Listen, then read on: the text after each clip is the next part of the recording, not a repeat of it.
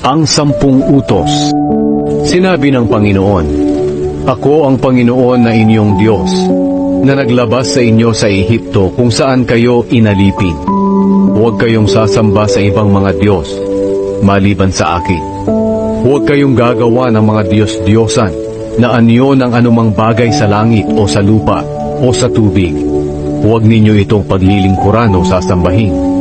Dahil ako ang Panginoon na inyong Diyos, ay ayaw na may sinasamba kayong iba.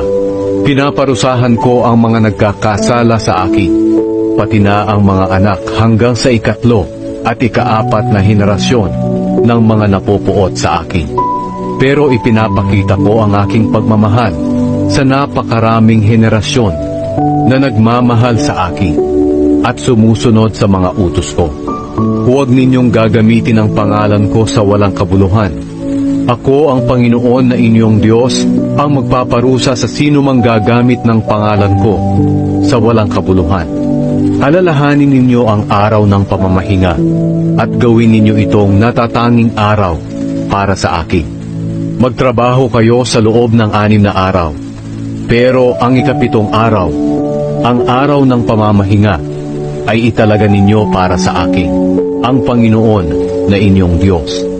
Huwag kayong magtatrabaho sa araw na iyon, pati ang inyong mga anak, mga alipin, mga hayop, o ang mga dayuhan na naninirahang kasama ninyo.